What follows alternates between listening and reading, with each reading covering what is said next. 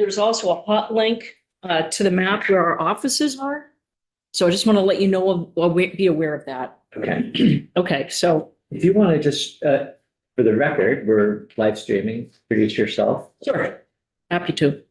Good afternoon. My name is Wendy Wilton. I am the State Executive Director for the Farm Service Agency. We're an agency within the Department of Agriculture, U.S. Department of Agriculture. And longstanding presence in Vermont, as in every state. Used to be the Old Farmer's Home. That was collapsed with another agency to make FSA back, I want to say, in the late 80s or something like that. So Farm Service Agency is what we've been known as since that time. Primarily, we do two things. We make loans to farmers and we provide programs to farmers. I did serve in this role in the first Trump administration, and now I'm back again under the second Trump administration in this role. And it's a terrific agency to work for. We have presence all throughout the state. On the handout that I gave you, excuse me, which is also online because I've sent it to the committee assistant. There's also a hot link there right here below on the first slide. So if you go to that electronically, it'll bring you to you can punch in your location and find your closest FSA office. We have 9 locations throughout the state. In each location, there's county director and program staff, and in 3 of our locations, we have loan staff, but they serve the entire state from those 3 locations. So Brian, did you? Just a structural question. What's the relationship between FSA and NRCS? We are partners. Okay, you're They're a separate agency under USDA. And it's also, even within USDA, it's under what's called FPAC, Farm Production and Conservation. They're the conservation side, we're the production side. Okay. So in every one of these offices throughout the state, we are co-located with an NRCS. We work with them a lot. We have one program that we kind of share some responsibility for, CRP, correct? Right, which is, water protection. So, it's our program actually at FSA, but they do a lot of the technical assistance that then provides, the nuts and bolts of how that producer is going to, protect the waterway. the funding would flow through you. Pardon? Funding flows through you. Yes, it does. Yes. Yeah. Right there. In Vermont, we have 31 people out in the county offices, those 9 offices throughout the state. And we have 8 people that represent state office staff, but many of them are also out in the field. As I mentioned, we have 9 service centers. I'm also looking for I have a temporary position open in the Newport office. So if any of you know anyone who lives up in that area and you know somebody looking for a job, we really need somebody in Newport. And you'll see why in a minute. The second page on the slides talks about farm loans. Again, 2 sides of the house, farm loan and farm program. In loans, currently, we have a portfolio of $112 million. We have direct loans, which we're making that loan directly to the farmer. We also have guaranteed loans. Much like SBA, we can partner with another lender, whether it's a commercial bank or it's Vita or Farm Credit East or Ag Ventures or any other ag lender, and we can guarantee their loan. Just like SBA guarantees commercial loans for banks when there's a little bit of risk, early stage kind of company, that kind of thing. So that's actually bigger dollars because the direct loans have some limits. $400,000 for an operating loan, $500,000 for real estate. So you can imagine, especially with the price of farmland, you can get up into the millions pretty fast. So in that case, in deals like that, we often are working with a guaranteed lender, to do $2 million. Their limit is a little bit over $2 million. So again, we're kind of positioned as FSA to be the lender of first opportunity so that beginning farmers, have a place to go. They might be too high risk for a bank. So we serve that role. Once somebody's got to a point where they really can do a commercial lender or find banking on their own, we graduate them, quote unquote, meaning they can then move on. Representative Nelson. In your portfolio, in your direct loan case, your direct loans, heavy dairy, a lot of veggie, orchards. Do you have a great mix of what you're doing with that? I think the big dollars are dairy. It's an expensive business to be in. We have quite a lot of other diversified agriculture in those direct loans as well, but the dollars are going to be in dairy. And your interest rate, is it competitive? Is it subpar? Is it? It's competitive, maybe a little bit less than what a commercial bank might charge, and those are set nationally. Those aren't any different in Vermont than they are in Nebraska. Okay. So those are set by national office. So Brian? Just two quick questions. So Farm Credit East, is that government or is that independent? Like Vita's? A little bit of both. Okay, You're raising a really interesting question. Within USDA, there's also what's called the Farm Credit Administration.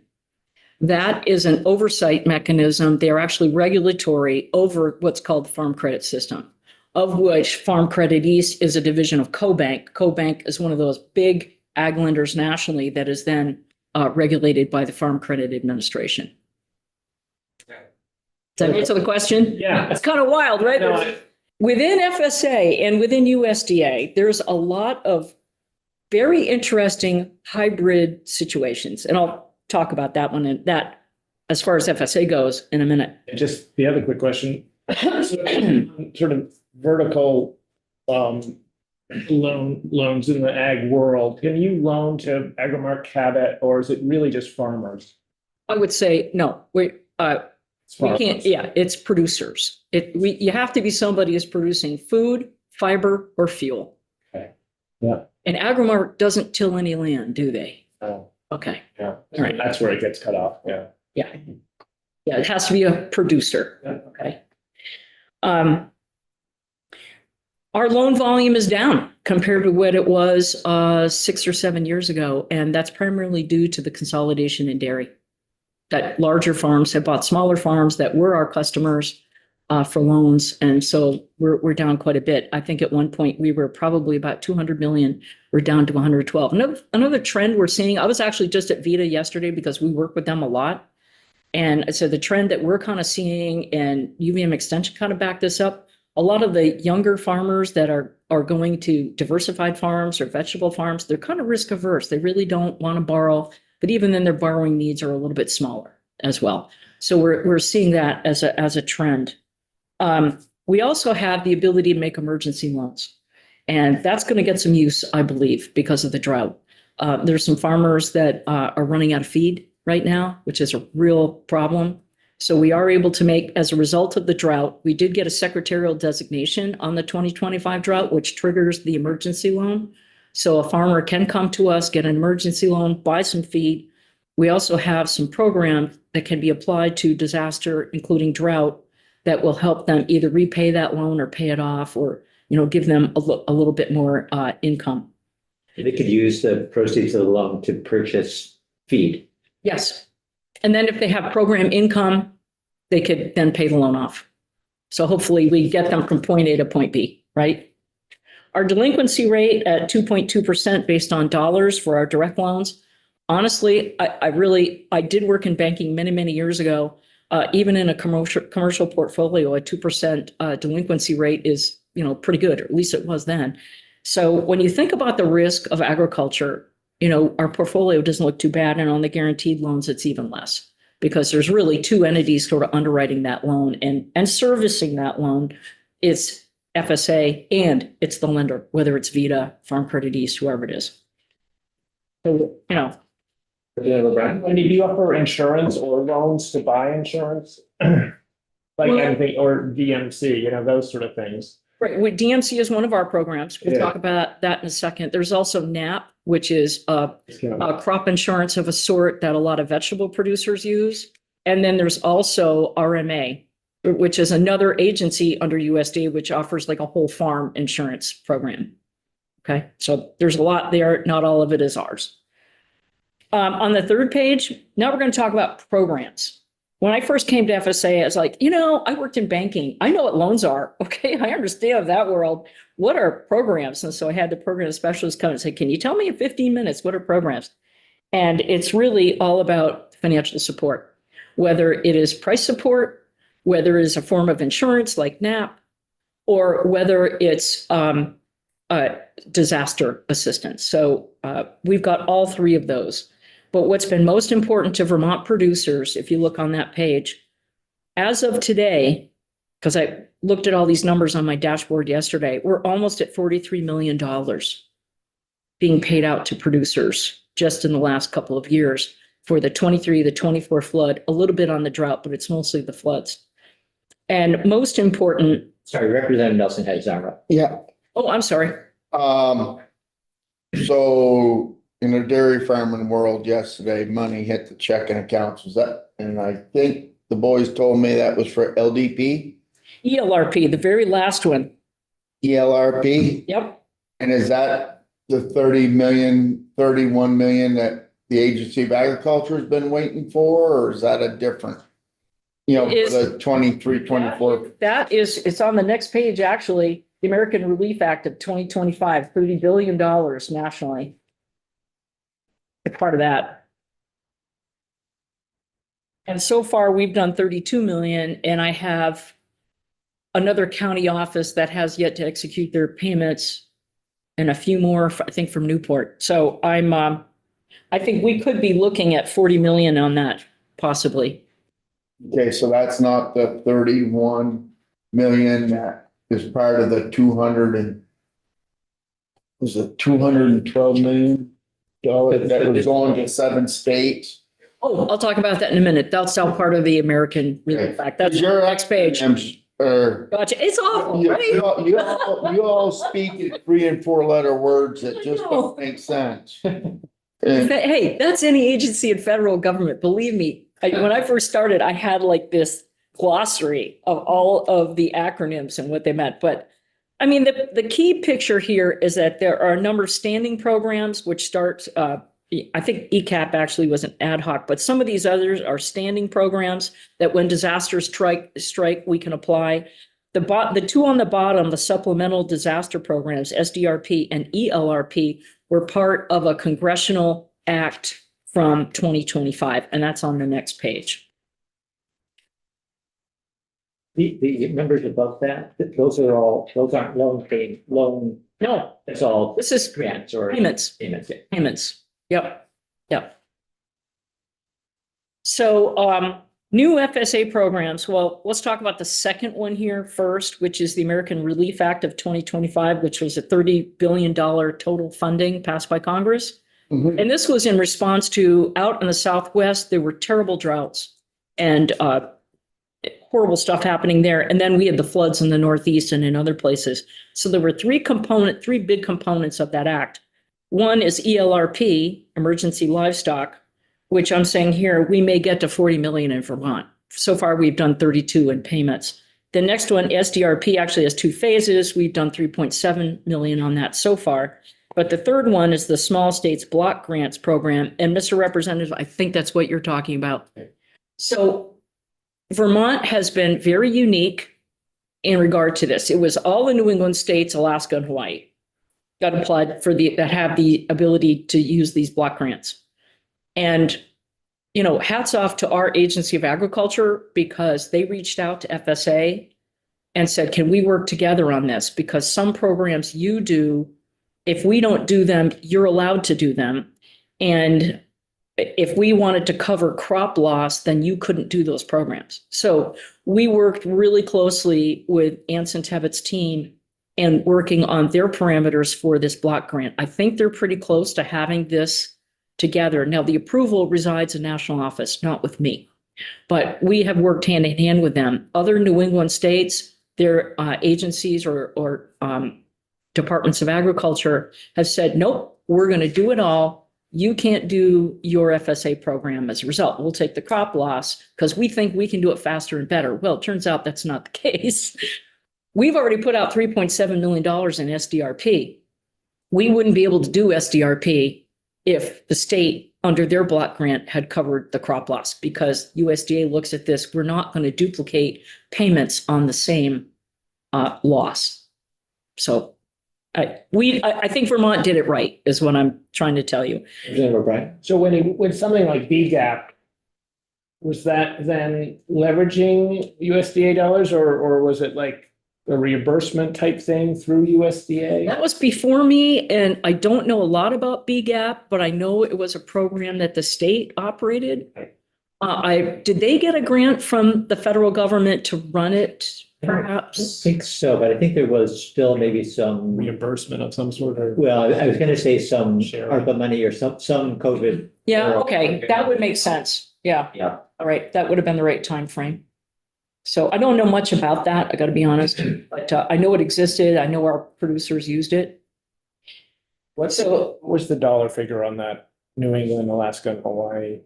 That's 220 million total. Yeah, and so our share is supposed to be like 31.7 million. I think that's what the. And when delegates were in here. 2 weeks ago? Federal delegation. Yeah, and they said had gone to USDA. And then it got clawed back to appropriations it's still intact, it just got pulled back to come back again. There's something, I don't want to speak for them, so, something about, there were some changes being made to it. They were still, yeah, I think whatever it was, the update was, we've been hearing about it for a year. It was literally a year ago when they came in and were Mhm. joyously announcing this money coming to the state. Yeah, effectively, the act was available a year ago. Yeah. Yeah, so we're, again, from our standpoint, we want to support the state in that. And I feel like we did it the right way, that we were able to do our program, right, and get some money out there. They're going to be able to do theirs when they get that final approval from USDA National Office. And that will also add to this assistance. And what's great about all of these things is we're hoping it puts our producers in a position before the crop year to have enough money to get a crop in the field, corn, soybeans, whatever, and the vegetable growers, whatever they need to get their season started. And the other thing is, I think we're all like really trying to manifest from the universe. Let's make sure we don't have any disasters this year that affect our farmers. So I think Secretary Tebbets has put that out, hasn't he? And I'm with him on that. Anyway, So I just don't remember hearing about the ELRP or SDRP dollars coming into the state for, say, the 2 years of floods or They the were- drought. They would That's what it- directly to farmers, right? right, but it comes through us, FSA. Yeah, but So the not, farmer has to make an application. And then we work through the process, gather the paperwork, gets approved by their county committee. And then once those payments are released, they get paid. So that's, and the program side is very different.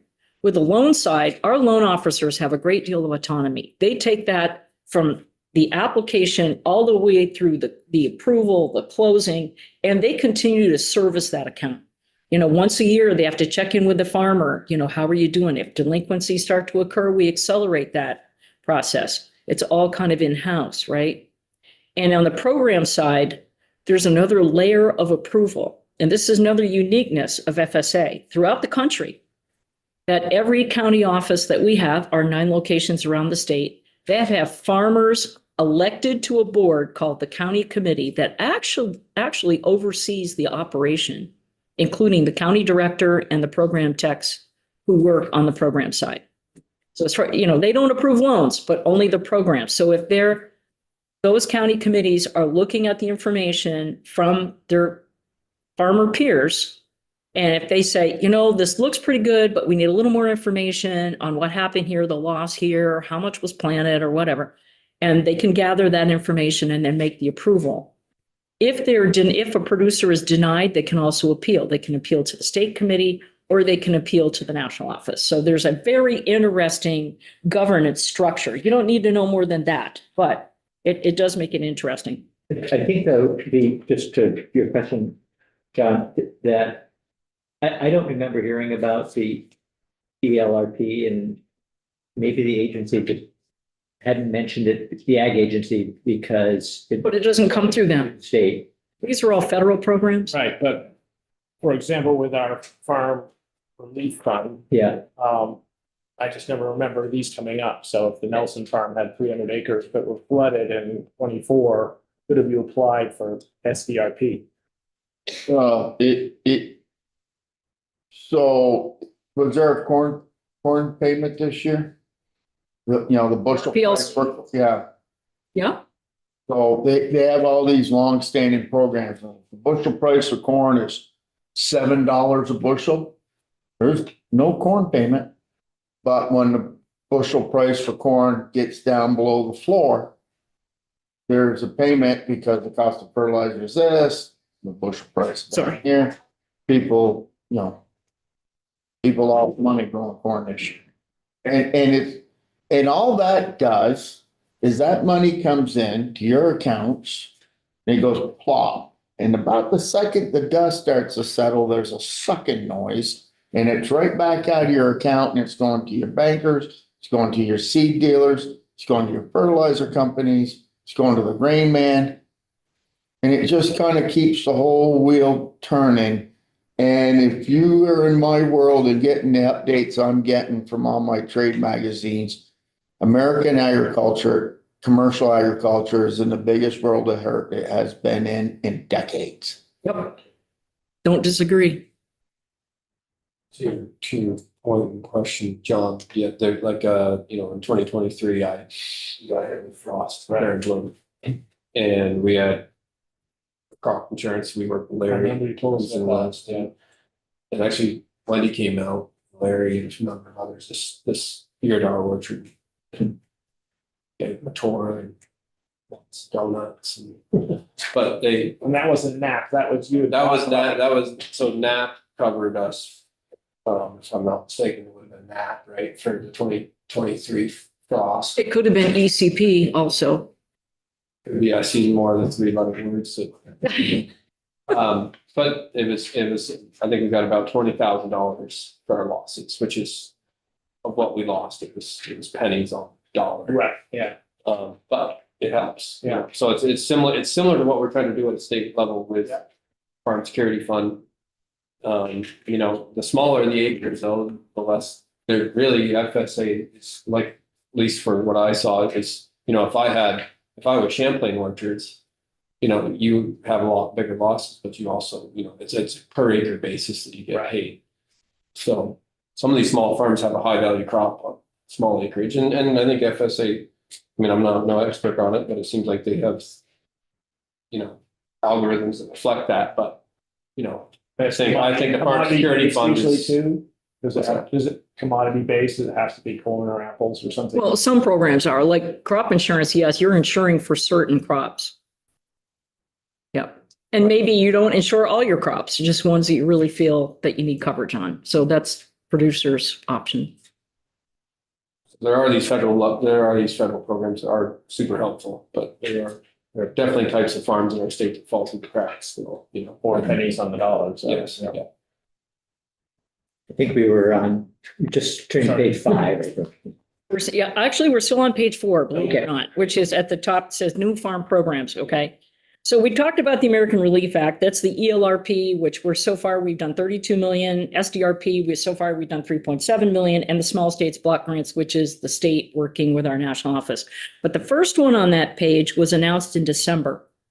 And that's the Farmer Bridge Assistance. And that was a recognition by the federal government that agriculture is really in dire straits right now. And so 11 billion is for row crops. Now, when this first came out, we were unsure if Vermont dairy farmers, because they grow corn for feed, right? Soybeans for feed, were they going to be part of this? They weren't growing corn to sell it, and, but they are. So we should see some good payments on this. And as long as a producer gave us a crop report by December 19th of 2025, they're eligible. And the rates for the payments per acre have already been determined. And what's interesting is there's no factor involved. Sometimes with some of our programs, there's a factor where, it might be, $5 a bushel or something, but there's a factor that brings it down a little, doesn't pay it all like you're talking about, Greg. This one, the acreage or the price on acres is what it's going to be. Those applications are going to be mailed because we have all the data for the producers that work with us. And they will be mailed an application, they'll sign it, bring it into their county office, and they should see a payment by the end of February. So we should see, if somebody planted 100 acres of corn, they're going to get $4,000 and change. Okay, so that's, $40 an acre? yeah, 44 or something. I got it right here. You grow $2,700 acres, It's 1040. yeah, that'll cover spraying. Like I said, I think this was really aimed at preparing, a lot of farms for the growing season. Yeah, corn is $44.36. Sorghum, $48.11. Soybeans, $30.88. Wheat, we have some wheat growers in Vermont, $39.35. When this came out, I also alerted Extension, particularly to get a hold of the grain growers because there's a lot of grain covered under that. I didn't name them all, but anyway, there's also, in addition to the 11 billion for row crops, there's another billion for specialty crops. We don't know anything about this yet. That will be forthcoming. The push was, let's work on that 11 billion for row crops, for commodity being raised. Then we'll work on the specialty crops. But the intention here was those agricultural industries that were heavily impacted by the market. So that's what that's about.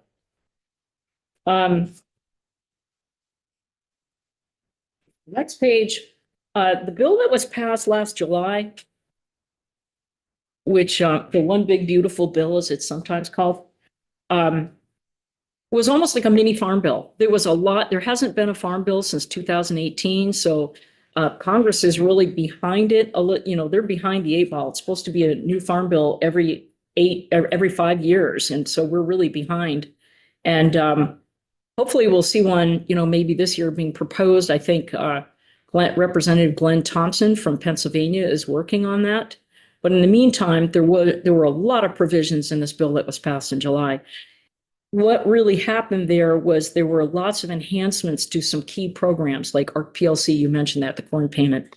For the 2025 crop year, there was $1.5 million that went out for ARC PLC. But the changes that will be implemented this year is an increase in the reference prices that haven't been increased in a long time. And they added 30 million base acres nationally, so more acreage can be covered. And they also increased payment limits to a farm. It used to be 125,000, now it's 155. That may not seem like a lot, but could be significant. Thank you, Chair. Wendy, and so that's from the production side of agriculture, and this is probably not in your wheelhouse, it may be more in NRCS's wheelhouse, and we should get Travis? Yep, Travis Thomason. We should have Travis Thompson Got come his in. name on a sticky note here. Yeah, and the cap to the farm, the program of $450,000, which was set in 2018, was deficient then. And after inflation and whatnot, it is surely deficient now. Mhm. And, and it needs to be doubled.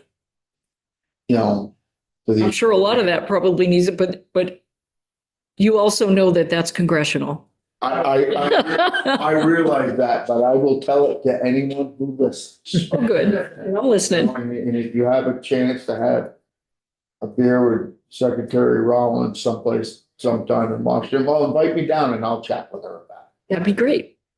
Yeah, I'd like to see her again. The other thing is that we have a standard payment limit, and a farm can't have more than $900,000 in their AGI. Again, our programs are geared to the midsize and smaller farms nationally, but some programs, depending on how many owners there are and how the ownership is sliced up, each owner can actually get some sort of limit. So there are those options for certain programs too. The other program that was impacted by the OBA and enhanced by OBA is DMC, which somebody mentioned here earlier, dairy margin coverage. Yeah. So there's a margin and a floor. And so if the milk price goes down, you're kind of betting on the market a little bit, whether it's going to go up or go down. Gonna pay this year. One hopes. But at the same time, when it does pay, it doesn't mean everybody's made whole either. So it provides some relief, but not all. Back in 2023, we put out almost $30 million in DMC, but the last 2 years, I think 2025 is looking a lot like 2024. So we'll see what 2026 is going to be, but the milk price doesn't look great as a forecast. That's for sure. However, there were some changes. The tier 1 coverage, which is the smaller farm, the production coverage went from 5 million to 6 million pounds annually. And you could reestablish your production history. So this was an update to a lot of the farms, which was good because prior to now, their production history may have been established like 7 years ago, 8 years ago, and they've increased since then. So there were some important changes there. And the other changes that were really important in that bill relate to farm succession planning, and that there were lots of tax code changes that occurred. Now, that's not my world, but it's out there. You can actually pull up AI and ask it, what were the tax changes in this bill as it relates to agriculture? And so there were a lot. I think the Farm Bureau nationally was asking for this for a long, long time and did get it done so that farm succession can be less costly and certainly would help to get the next generation in the farm and continuing that farm operation. Lastly, the secretary has put out a document, which there's a hot link in the actual PowerPoint that you guys have access to. And there were a couple of key things which I think are important and important for Vermont, and that she really wants to emphasize support for small farms and family farms. So it's important to note that 86% of all US farms are small farms or family farms. Now, understand nationally, some of what's considered a small farm are the mid and large size farms here in Vermont, but it still is really important for Vermont agriculture. The farm transition tax treatment that got accomplished through the bill. There's a focus on new and beginning farmers. We actually have to create an outreach plan for new and beginning farmers, which I roll out with my staff. Another agenda item of hers is to reform the H2A and H2B, and that would be so helpful if that could ever get done. Thank you. Yes. Well, again, that's a congressional thing, but I understand. crazy. I've never understood, personal opinion, but I've never understood why this couldn't get fixed, especially since the folks who here are working on our farms, they're here year round, they're here for several years. They become part of our communities. Why can't they be working with some comfort? Streamlining processes for programs and approvals, easier applications, online access. One of the goals of the administrator for FSA, Farm Service Agency, he is a row cropper from Pennsylvania, and his pet project is to implement a way for precision agriculture to do the crop report electronically, which would be terrific. Because if you've got a tractor where you're planting and you know how much you planted, how many acres you planted, and you know the geographical GIS dimensions of your fields, and it's all there in the data, if you could, from your office or even from your phone, file that crop report, would save so much time for the producer, so much time for us, and it probably would be more accurate. How much will John Deere charge us to do it right from the tractor? I don't know. That's kind of a. Right. But I know. Right to report. I'll tell you about John Deere's schemes, but on your special focus on new and beginning farmers, I think that's commendable and very important to a lot of the groups we've been having come to us here. So as that rolls out, let us send an update to us so we could let these groups know. There's a lot of issues, some of these groups that they don't know where to go. Oh, gosh. Yeah. And I never thought to say, we work with your office. I don't know, we're probably in there almost monthly. But they don't know. And, you know, and it's easy for us because you're right there in Newport and we drive by it every day. You know, if you're in Orange County or Windsor County, Have it. yeah. Yeah, but you're in tier 3. Yeah. You're in tier 3. You don't have to worry about nothing. Or everything. Representative O'Brien. Does FSA have anything to do with SNAP resource to Vermont? Just because, as we learned, USDA, you know, Nothing. has, it's part of the big umbrella there. Doesn't come through us. Our customer group are the producers. Yeah. Yeah. In terms of outreach, if I could respond to that, you know, we're charged with doing that, having an outreach plan. We work a lot with the other partners that are service providers to the industry. For example, UVM Extension is putting on 5 around the state, which really is, it'll be NRCS and FSA. And our attempt here is to have new and beginning farmers come in and talk to us. And we're going to demystify the paperwork process for the 2 federal agencies, we hope. And so that's the goal there, to say, hey, listen, we're not bad to deal with, just understand there's some paperwork involved. So that kind of thing is what we do quite a lot. Next week, week after next, I'm going to the Dairy Producers Conference in South Burlington. Our folks are going to the no-till. That's going to be big for NRCS, is the no-till approach. There's a whole you got to get Travis in here to talk about that. It's a pilot project through NRCS, and it's a big emphasis from the department. So there's a lot of stuff going on with that. I spread it around my staff.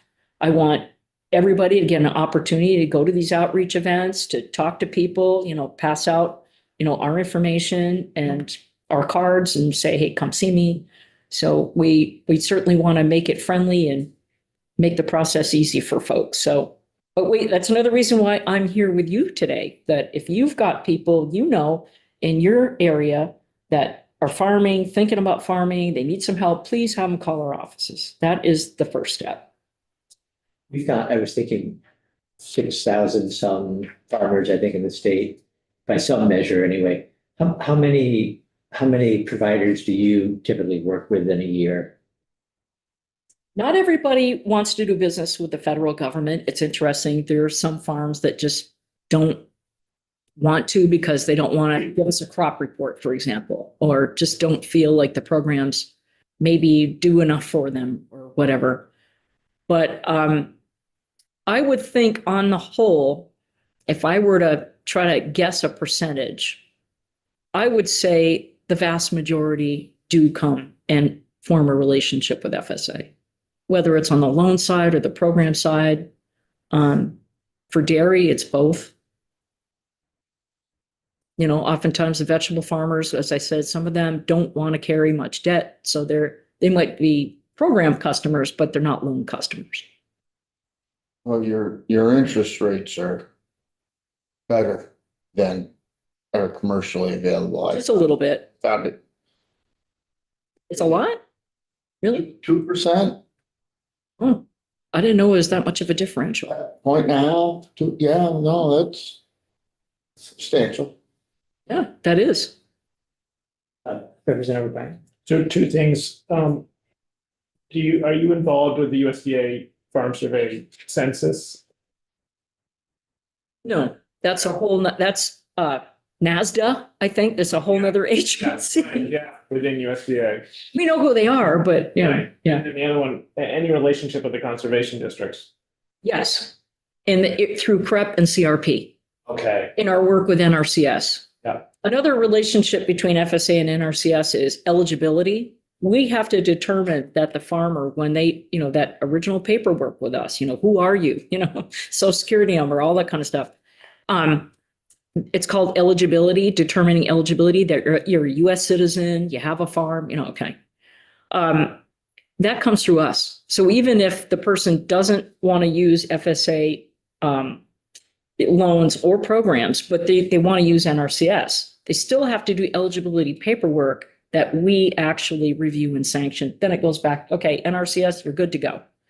So there is, that constant relationship with us. And I do attend all the state technical committees meetings, which happen 4 times a year. And also the Vermont Ag Water Quality Group. I'm involved in that because we have that program. We got CRP and PrEP. And is of interest to farmers to make sure that I've not met a farmer that doesn't want to do the right thing with the environment, you know?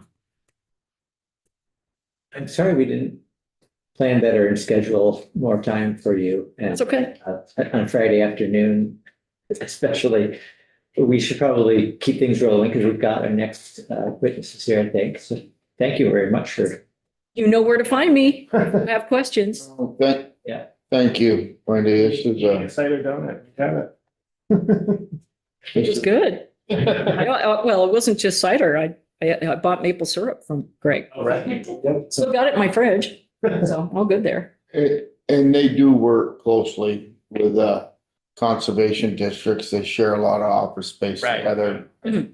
And the conservation districts are well and aware of the programs going on in the NRCS and help farmers apply for those for water quality.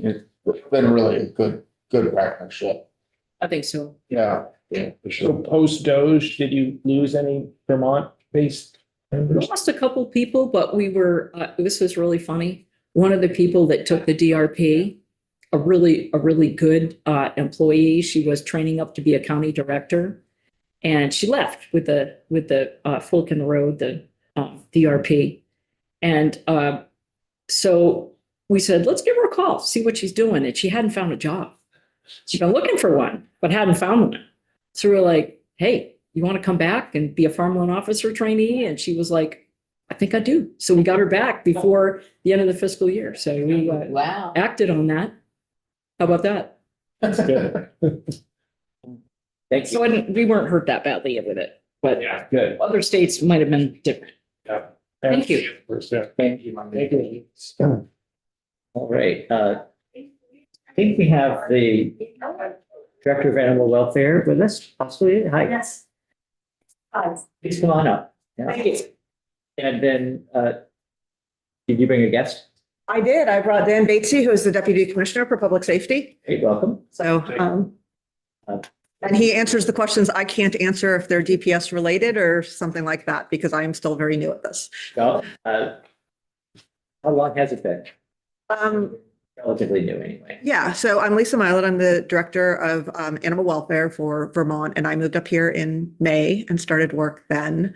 Prior to that time, I was the Annie and Zach Stanton Distinguished Professor of Canine Welfare Law, because I'm the only one in the country who does canine welfare law, particularly, but at the University of Georgia. And my students and I worked with jurisdictions around Georgia on animal welfare issues. It was mostly companion animals. Georgia isn't really at the point where they're focusing on cruelty and things like that with respect to livestock or other animals. And so it's been great moving here. It's been great getting to know people and figure out what's going on up here.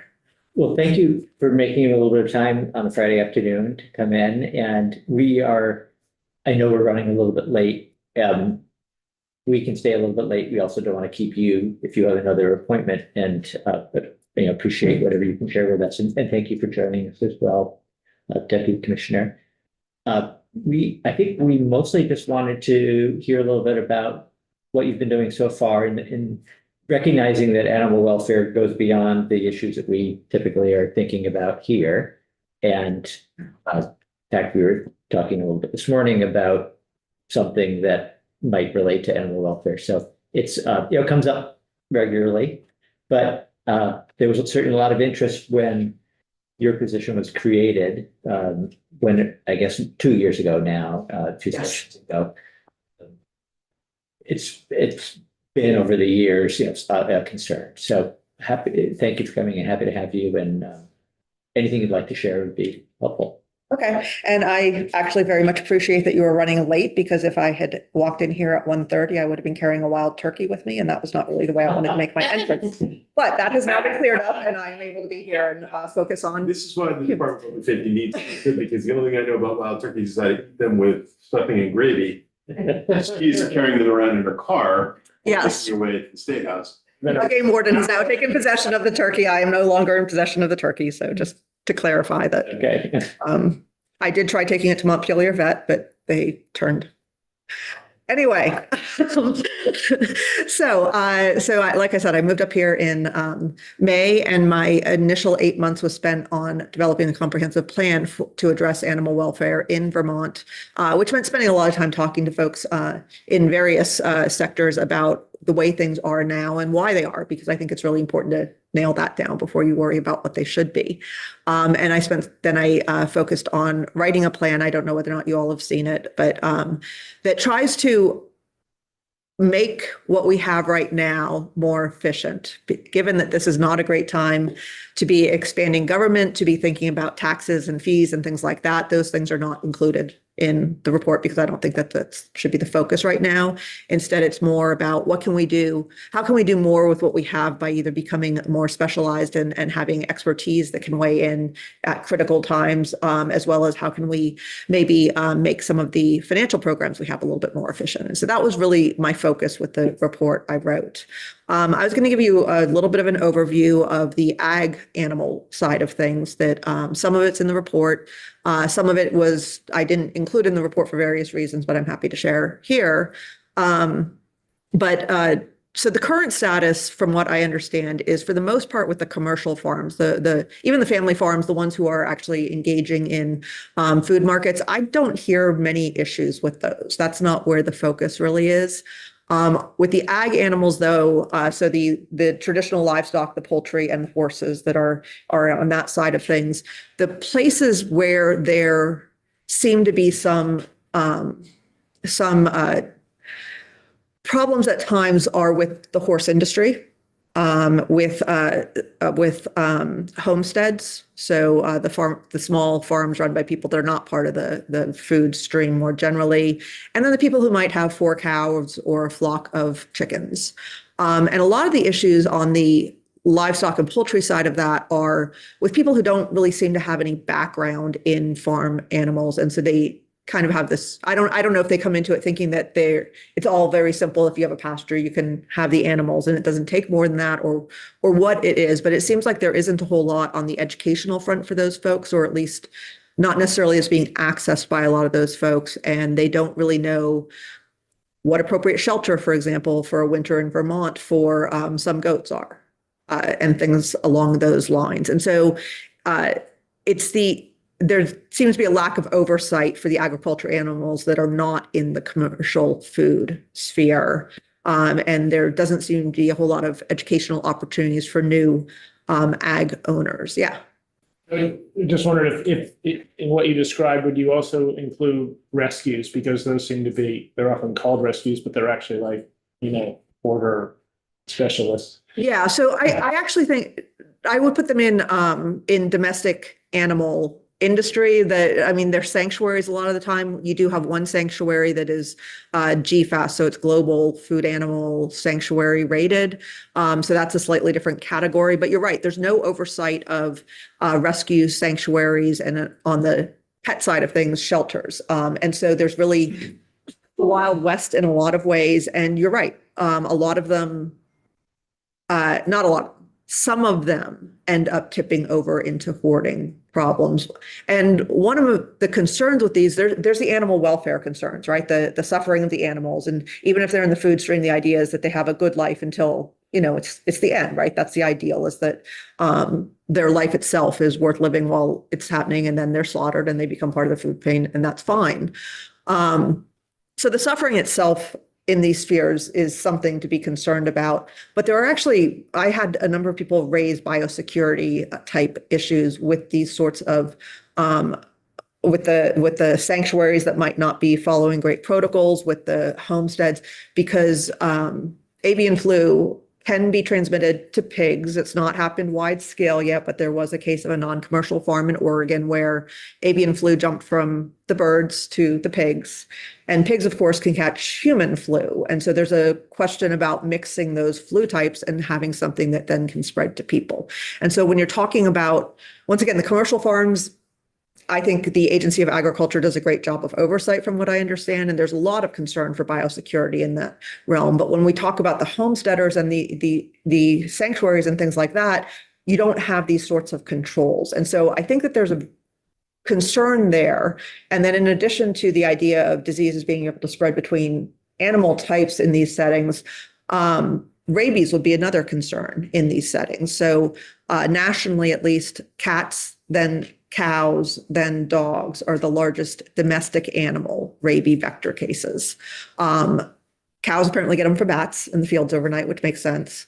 And again, in a lot of settings, it's not that big of a deal. And frankly, Vermont, as far as I can tell, has not had a dog rabies case in an awfully long time. But each year it has a goat case, a rabbit case, a cow case, a couple cat cases over a period of a couple of years, not all of these in one year. And homesteads, once again, are a place where all of those animals are present. And as someone who's had post-exposure treatment for rabies once already, I'm very cautious about, and is now vaccinated for it because being aware of that. It's one of those things that just gives me a little bit of a concern when I think about reservoirs of animals that are potentially rabies vectors that might not be getting regular vet care. And that's one of the things I heard is that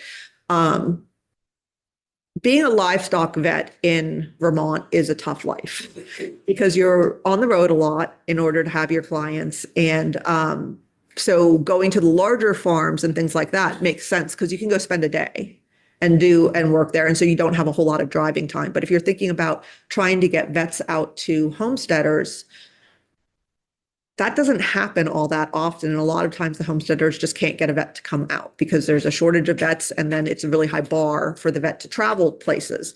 And so once again, this is another case where I think we just want to be a little bit cautious that there might be another biosecurity risk there with rabies in those settings. And we want to think about how can we increase vaccination of the relevant animals, the barn cats, right? It's great that farmers and folks take in the cats that end up on their properties by whatever means. And we want to make sure that those animals can get easily rabies vaccinated. And then also with the other animals, it's not so much the vaccination. I think there is a rabies vaccination for pigs, but I might be speaking out of line on that. But just kind of keeping an eye on the fact that we're having these issues and they're, and what, so the calls that law enforcement got in 2024, I did review all the calls for animal incidents in 2024 to see what types of animals are these, what sort of calls are they? And I looked at the Vermont State Police and the Department of Fish and Wildlife calls. And as you probably know, Fish and Wildlife has been taking the lead on cruelty investigations for a couple of years now. The calls a lot of times come in through the Vermont State Police and they get referred to Fish and Wildlife. Sometimes they come directly to Fish and Wildlife. But in 2024, with respect to agricultural animals, there were 132 animal incident calls to Vermont State Police. So 132 times people called about some sort of livestock issue or poultry issue to the police. I have to say, most of those are running at large. It's a herd of cows that are on a roadway, or it's a couple horses that are loose. So out of those 132 calls about agricultural animals, 28 of them were potentially cruelty though. And those were horses, someone with 2 to 4 cows, or homesteaders. And when I'm talking about homesteaders, they might have 20 or 30 animals. And that becomes a bit of a crisis because it's really hard to figure out what to do with 30 animals that all need some care. Either that or they just need to be immediately euthanized, which is not what anybody, if somebody's showing up to help with a cruelty case, that's not what they want to do because these animals can't enter the food chain at that point. They're not in a condition to actually even become food. And so 28 of them involved potential cruelty. And then there were 35 calls to Fish and Wildlife directly about the alleged cruelty to livestock. So in total in 2024, there were 63 instances of potential cruelty that were reported with respect to it. And once again, it's these smaller owners or it's the horses. And like I said, to me, this matters not just because of the suffering, because I think the suffering during life does matter. There's the biosecurity risk. There's a really high cost to the private organizations and individuals who are cleaning up these matters, who go in and take the animal. So Merrimack Farm, which is the one sanctuary in Vermont that has this global rating, took 10 pigs, goats, and geese from homesteader 2 weekends ago, that really bitter cold weekend, the animals were on the side of a mountain and had absolutely no shelter. And and so there's another one with, I think it's 8 or 10 pigs that are in a field and have absolutely no constructed shelter of any sort, or even natural shelter of any sort. So they dug a hole that week where they could get in, and the ones that were on the bottom were able to stay fairly warm, but a couple of them are on the top and just completely exposed to that. And that was the weekend that was, up to -40 degrees in with wind chill. And so I think a large part of it is lack of education. I don't think anyone is getting these animals and saying, let me just put them out there and, I'm going to invest in them and let them die. Instead, I think it's that they don't know what they're doing. Awesome. Yeah, I just wanted to clarify, if I recall correctly, you only work on domestic animals, not wild animals, or did you both? Only domestic animals unless I pick up a wild turkey. Okay. All right, that's fine. And with respect to livestock, I've only really the suggestions in H626, and right now it's all kind of in play because the only thing I was given authority to do in my first 8 months was write that comprehensive plan. I have no authority to oversee investigations or anything like that. Hopefully this legislative session will figure out which of the things in my plan should move ahead and that I should actually start working on. But I think it's envisioned ag will still have all of the livestock regulations, all of that stuff.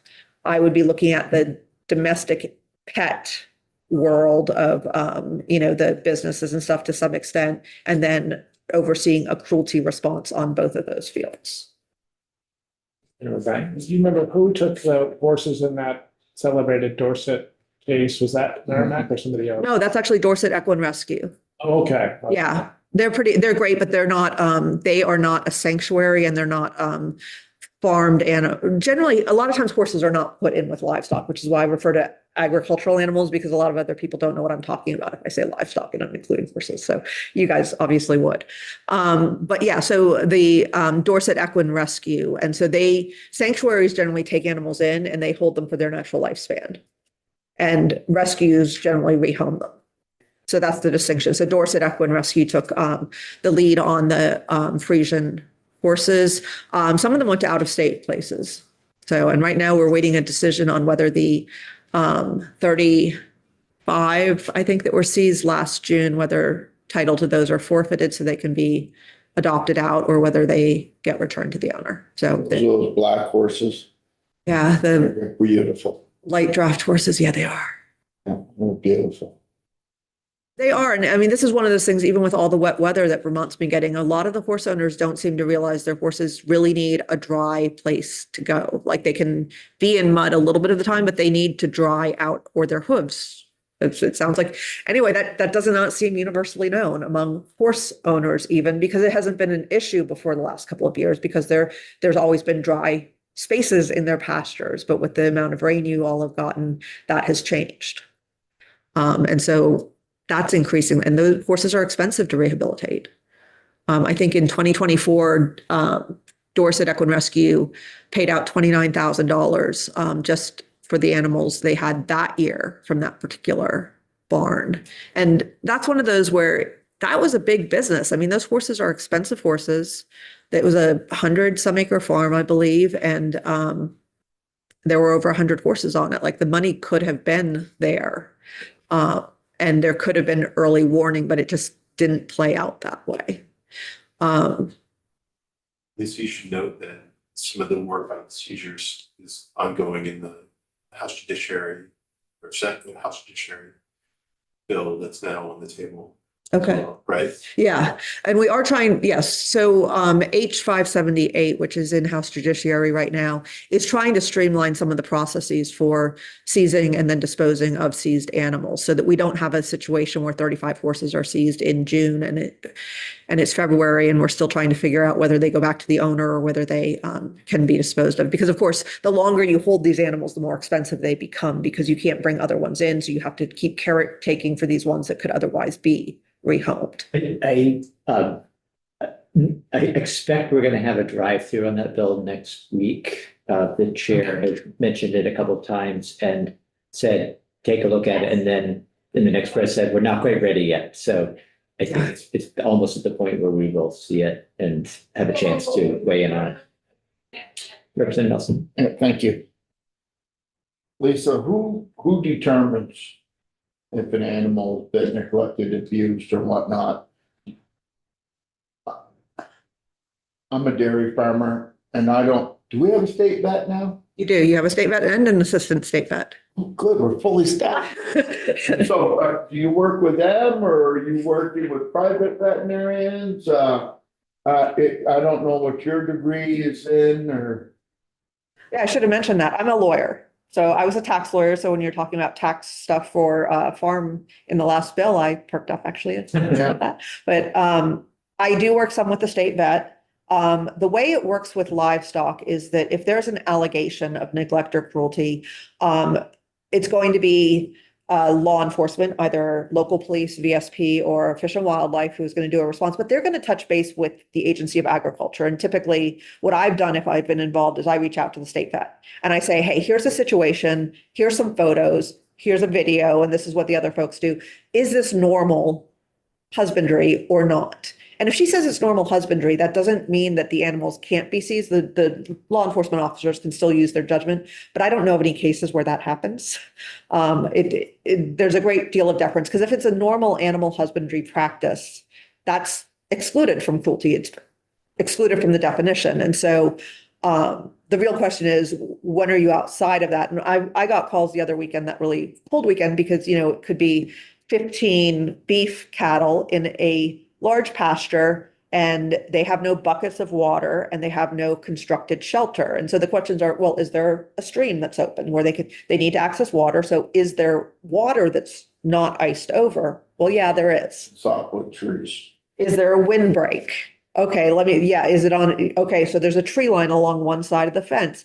Is there any sort of food source or any sort of, a round thing of hay where that can serve as, and yeah, the answer is it's like, then, beef cattle actually can be below zero and be comfortable, right? You want to be a little bit careful with bulls, I learned, because they might get frostbite on their testicles. And so you have to be a little bit more careful of them. But these sorts of questions, I'm helping field them to some extent. To the extent I can say, this seems soundly within what's fine, then that gives the ACO or the law enforcement officer a way to go back to the public. If it's a gray area, I'm reaching out to the state vet. I'm not making that call. And so that's the process that I believe others are using. I think I am getting more of the calls on weekends than some other folks, just because time is fungible, right? And so, but with respect to whether or not your dairy cows are being treated properly, the question would get bounced to the Agency of Ag first to say, is this normal and appropriate? Go ahead. Representative. Just, you mentioned ACOs, and I was gonna ask you about that. So two positions I'd love for you to speak on. One ACOs, animal control officers, because it's this kind of thankless position. Towns don't have money for it. I know in Tunbridge, it's been a vacancy for years, even though they're super important. We have a pound keeper, but not an ACO. The others was, we changed the law, 8 years ago about humane officers, so that there's a certain amount of training with them, so you don't have just anybody going out and blowing a whistle.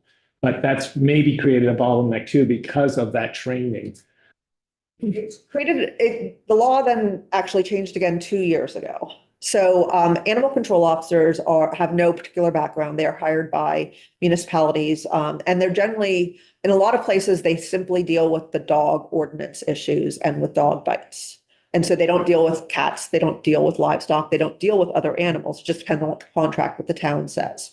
There are some others that deal with the whole range, or at least they'll take the call on the whole range and try and figure those things out. But there's no required background for them. In Vermont, there's no required training.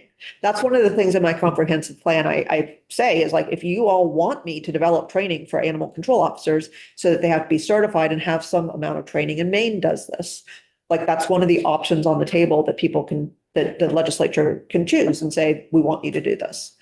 Humane officers, historically it's a 4-day training that was set up so that somebody could become a humane officer. And it included both animal control officers and people who worked or volunteered with animal shelters or rescues. They could get this training and they could do a lot of the initial investigation for animal cruelty. 2 years ago, that was cut back because there were problems with, well, I wasn't here, so I will say that. I've heard that there were problems with some overreach. And so it was cut back so the humane officers now, a sworn law enforcement officer can investigate animal cruelty complaints, or an animal control officer who works for a law enforcement agency. So there are a handful of animal control officers who actually work for police departments. And so if they are animal control officers who work for police departments and they do the training, they can do this sort of investigation. But otherwise, I think this middle level of humane officer is actually a really critical level. I don't think that the Vermont State Police should actually be first responders to a lot of animal complaints. If you know it's cruelty, if it's a domestic violence situation, and there's also animal cruelty going on, yes, I think they are the right first responders. But if the question is the standard of care for the animal, and whether or not dairy cows or a dog or chickens are meeting the appropriate standard of care, I think humane officers are a professional middle ground that could serve with those, could have a lot of that training for that middle area.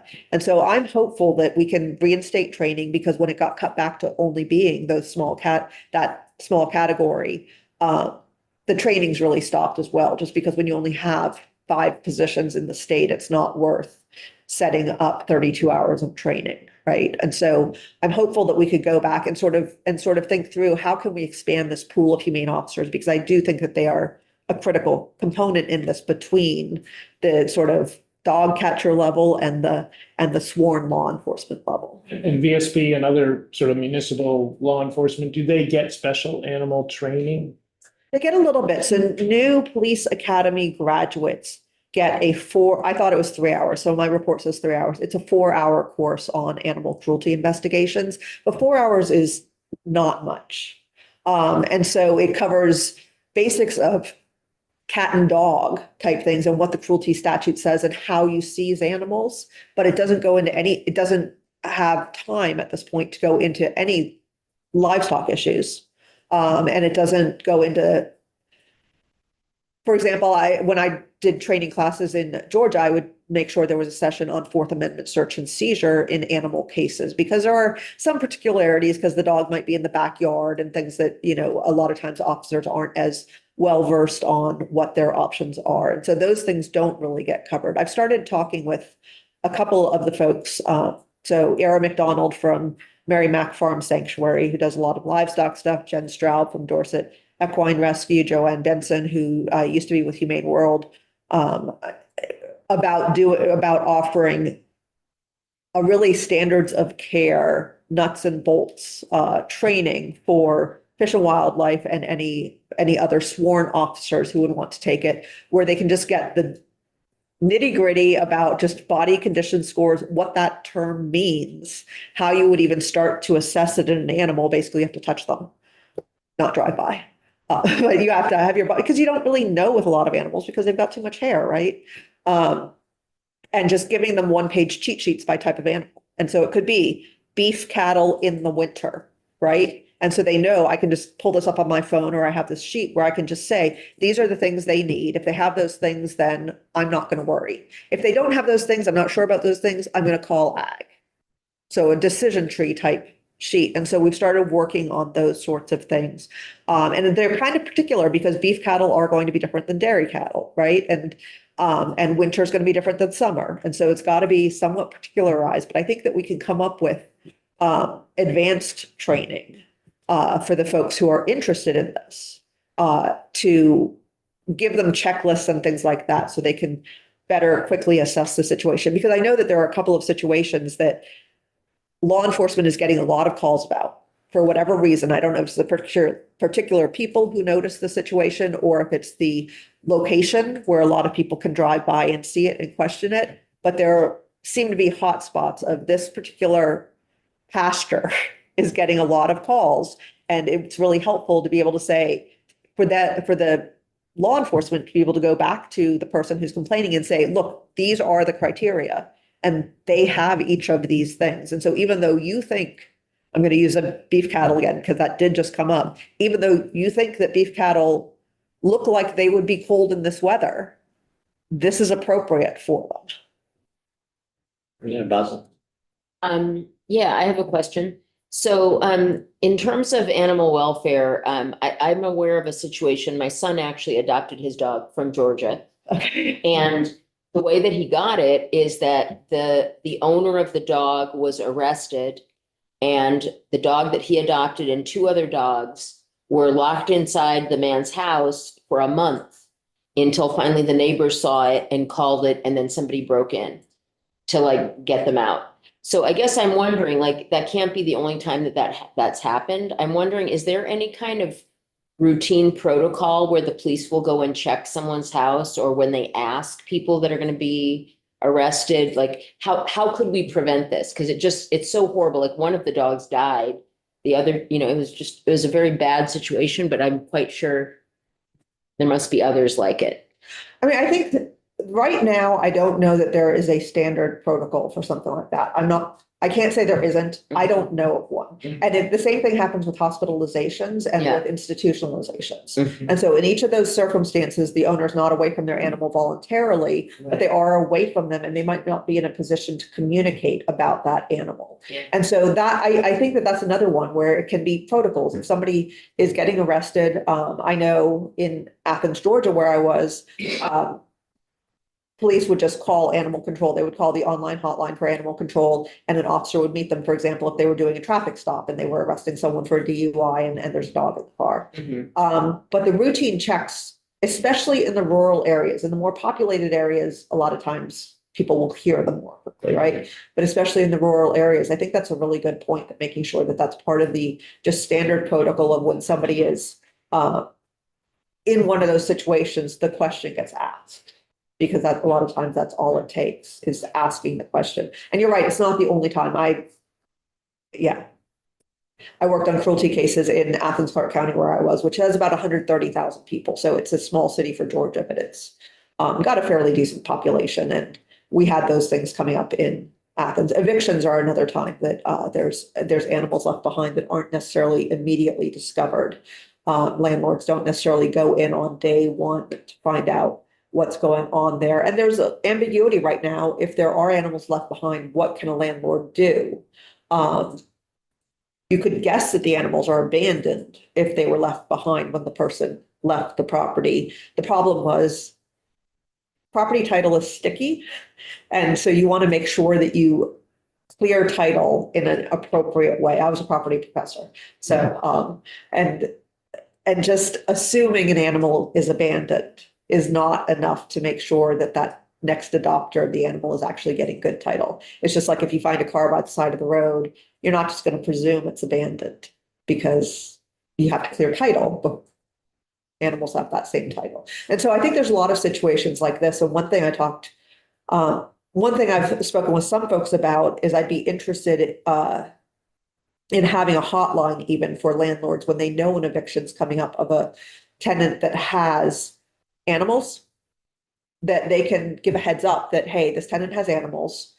I don't know what's going to happen here. And so we can start thinking, okay, is there a space for those animals to go if they do get left behind? Should we reach out to the tenant and say, do you need support? Do you need short-term housing for your animals? Do you need ideas of places to rent that's going to allow the animals, and figure out how we can bridge the gaps because it just seems like in a lot of cases, it's a little thing. It's knowing that those animals are there, they need to be taken out early, or helping someone for a week take care of an animal while they're transitioning between housing. That can be the difference between cruelty and not.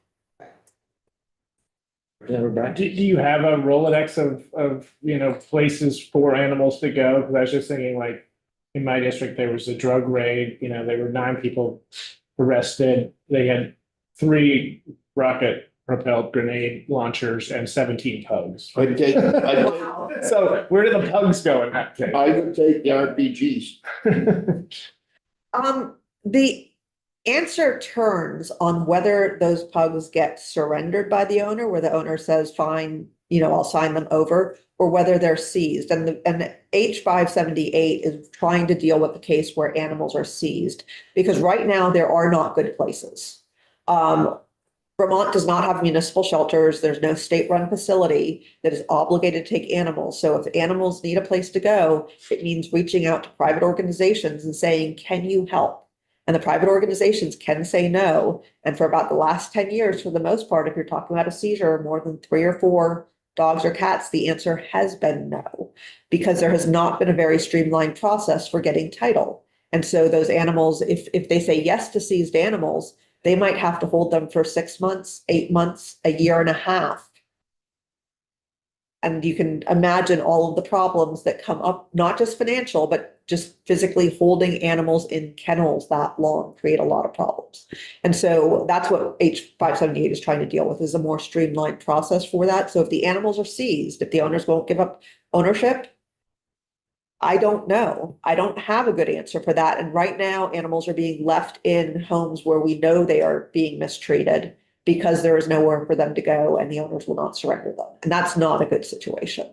If they're surrendered, the rescues and shelters here are amazingly generous at reaching out to each other and coordinating and figuring out where the animals can go. And so if they're surrendered, for the most part, there's places for them to go. But if they're seized, there just aren't. Couple things to wrap up with, maybe. We're having budget conversations with various folks, and you had mentioned that the act 2 years ago created your position but only authorized you to do whatever you've been able to do. Is there, I guess, first question, funding for your position in the governor's recommend for next year? And is there funding beyond that, or is it still just your position? So right now, the funding for my position comes from a $2 surcharge on dog licenses.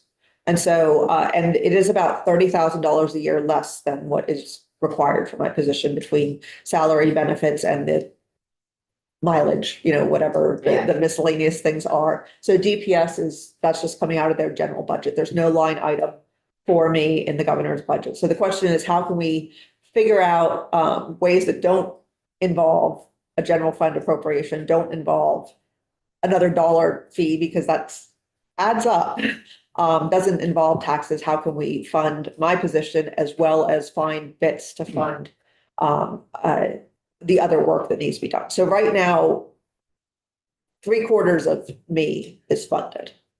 That surcharge is not sunsetting, that's No. in the statute. It is, and I just want to flag for you all, since you're the House Ag Committee, in my plan, I identified a couple of existing funding streams that are being paid by dog owners for the most part, and questioning whether or not they should be repurposed for the Division of Animal Welfare. I also identified three existing taxes or fees where we know collections are low that relate to dogs and cats. Because if we can be more efficient. So for example, we know that income tax and sales tax collections from informal sellers, they just don't happen. So puppy sellers, for example, now that they don't sell in puppies and kittens can't be sold in pet stores. They're still being sold in Vermont, and you can find a lot of puppies being sold for between $2,000 and $5,000 each online. And so that's a litter that might be bringing in $25,000. And you can be pretty sure that there's no income or sales tax being paid on that, because it's in informal markets and it's not. A pocket money. Yeah. And so suggesting ways to maybe increase our efficiency in collecting those amounts, and maybe that could go towards funding my department. Same with dog licenses even. So dog licenses, there are about 64,000 dog licenses sold in Vermont a year. And we know, based on ownership levels, just estimates from veterinarians and looking nationally, there's probably at least 100,000 dogs in the state. So that means that we've got 36,000. That word is cheats for bottles, right? Yeah. Yes, yeah. For everything else. Didn't we have a bill?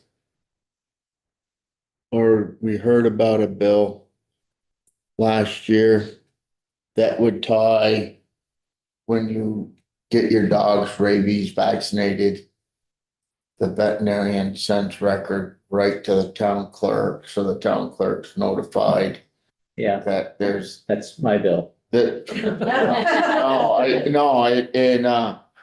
And in my household, it got mixed reviews. It didn't get told no. It just said, well, She was being polite. no, it streamlined it so it's easy. He's married to a livestock vet. Okay. Well, she's now a small animal vet. She's 62. Not gonna wrestle cows anymore, but You want to come work for my division? But that's an argument for. well, that's an argument for tracking Yeah. this thing. Yeah. Because you do not go to my wife's practice unless your dog's up to date on its shots. Yeah, so there's ways to get better compliance without knocking on every door. And so things like, there are some jurisdictions that require vets to send in the information when a dog is, or when a dog is rabies vaccinated. There's also online registrations. Here you do everything by going to your town clerk, and there are companies that will set up a portal. So, and they're going to charge like $2 per license for it. But somebody who would rather sit at home and just register online, typically they're pretty happy to cover that fee instead of having to go to their town clerk. There's also there's some jurisdictions that have basically, if you pay for your dog license, you get back a key fob swipe card that gives you discounts at a variety of stores, and stores like it because they get frequent buyers out of it, and the dog owners like it because they get more back than they're paying on the dog licensing. And so there's ways to make this more efficient. Another option, yeah, and talking to shelters and rescues that are doing adoptions about instead of just like doing the adoption and sending the person on their way, well, they could always email the town clerk in the place where that person lives and said, hey, I adopted out this dog. Here's the rabies certificate. Here's the sterilization status. And then the town clerk can more efficiently go address getting the license. And so there are ways to make all of that more efficient without high intensity enforcement. Is that, did you say all in your report, or It it's is. touched on in your report? Yeah, all of that's touched on. I do want to flag that there's two streams that I identify that affect the Agency of Agriculture that I just say we want to think about. You might want to think about whether any of this should be repurposed. One of them is that there is $1, and I'm just flagging this since you're the Ag Committee and I don't want there to be any questions about. I actually am 100% confident that Ag is doing good things with the money currently, and so I'm not in any way suggesting they're not doing that. But there's a $1 surcharge on every dog license that is split between Ag, Department of Health, and Fish and Wildlife for rabies control programs. And rabies control programs are great, but owners of rabies vaccinated dogs are the ones paying for the rabies control programs. And rabies vaccinated dogs have about a 0 incidence rate of getting rabies. And so the question is whether or not the funding stream matches the people paying it to what it's being used on, or whether that could be adjusted. I understand that moving money money streams is really hard. The other one is that there is a $105 pet food registration fee for every cat and dog food product that is being sold in Vermont. And there's also the livestock and other types of pets. I'm not talking about those, but on the cat and dog food product registration fee, that brings about 1.3 million a year in. And I do know that that money is being spent to test that food. I don't know how much of the testing is federally mandated. I don't know how much of it is discretionary. I don't know the details of all of that. And so it might be that there's no wiggle room there. It might be that you all have better information, though, where maybe there is a little bit of wiggle room. So there could be a veterinarian associated with the Division of Animal Welfare or humane officer to take on overseeing a lot of these investigations and the education that I think education on the livestock side is a chunk of what's needed with homesteaders and things like that. I think we can head off a lot of the cruelty in that realm if we just are able to better reach those people before we get to that point. The other thing I wanted to mention was, and it's not enforcement related at all, but there's an entity that was set up some time ago called the Livestock Care Standards Advisory Council, and it's been dormant and not on our radar at all. I didn't really become aware of it until I'd been sitting in this seat for 3 years. And it was set up to help advise the legislature on new legislation. And there just hasn't been any that anybody thought was, worth sending over to them. So the agency is suggesting that maybe we sunset that council. If you hear anything about it, that's what it is. Okay. We're going to take some testimony at some point, I think, before that happens. But we haven't had that conversation. And there's one bill on the wall that might arguably be something that they'd be interested in, the laying hens. But anyway, just wanted to, Okay. in case you had not heard about it, sounds like maybe you haven't, or if it comes up, you'll know now. But Okay. That sounds good. Yeah, I know. My understanding is the Agency of Agriculture has traditionally done a really good job with, like their inspectors are just very solid. I did have flagged for me by one livestock vet that there used to be someone in the Agency of Agriculture, some inspector, who they didn't know if he was particularly assigned to this role or if he took it on, but he was really good at working with the homesteaders in terms of going on the property, letting them know what needed to change, and really helping them understand whether or not they were cut out for homesteading. And either getting them into compliance or directing them to maybe this isn't how you should be spending your time. And when he left the agency, I was told that there isn't really a go-to person, because vets would even reach out to him directly and say, hey, I have this person who's coming to me as a client. It's a problem. And it's not that they're malicious, it's that they just don't seem to get it. And that this particular person was able to help in a lot of those cases. And so I'm hoping that cross-pollination can help figure out who these people are, because I think there are probably still people who can do those roles well. And it's a matter of figuring out who those people are so that they can step in and maybe head off some of the harm before it occurs. we've heard in other contexts about people retiring and then like what happened is personality driven or, Right. particular skill set. Well, this has been really helpful. Thanks for that update. I had sort of thought we probably weren't going to be thinking much more about that particular bill related to vets and the licenses. But if we do take any testimony, I might ask you to just come back again and talk specifically to that. So. Sure. And if for some reason you're thinking about a different bill in a later year, I'm always happy to just give you an idea of best practices and sort of Wonderful. what I can pull from other places that might help here. Yeah, I mean, I know I was encouraged, and I always encourage people when working on a bill, get as much input from everybody as possible. So, great. I just wondered, in your report or right now, do you sort of see a phase 2 that would include a certain, how would you grow this department? Because it certainly, there's need for it to be bigger than one really favorable person. So phase 2, what I would see in my division itself, I don't imagine a large division where everything gets done in the Division of Animal Welfare. I could see having a veterinarian who can help both in terms of assessing conditions on the ground, but then also help with preventive programs and sort of make sure that we are heading off as much cruelty in every realm as we can. I could see a humane officer, one of those supercharged animal control officers who is not a sworn officer.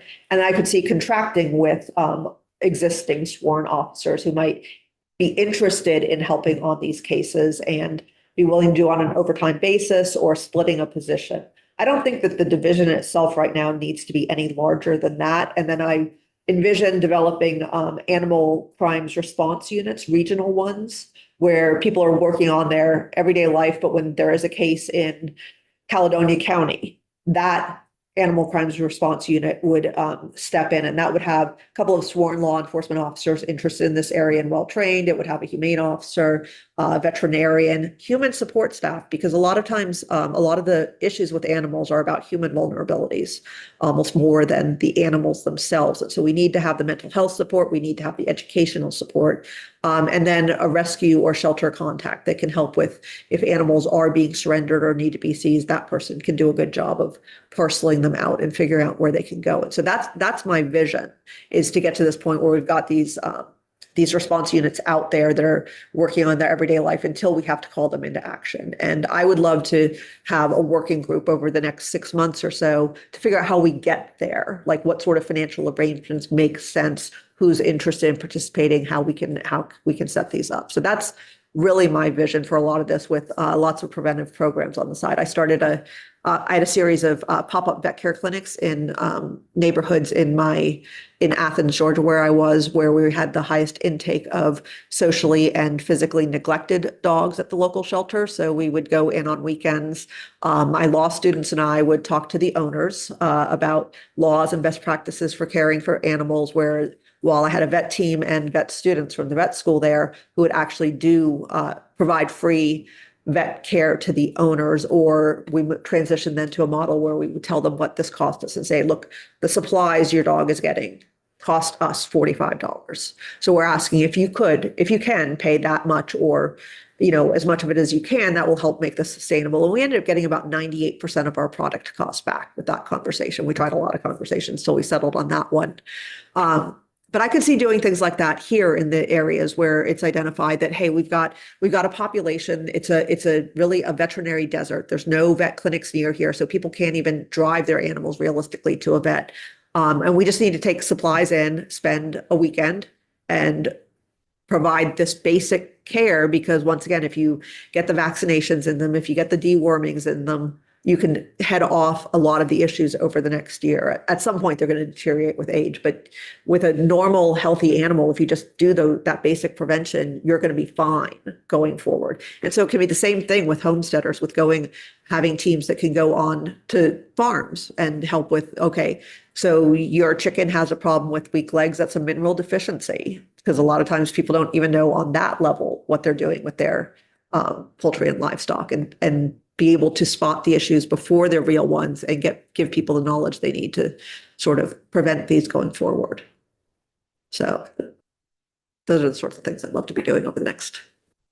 Good. Thank you very much. Thank you for having me in. Thank you. All right, before we leave, we're all set. Thank you. We'll be back on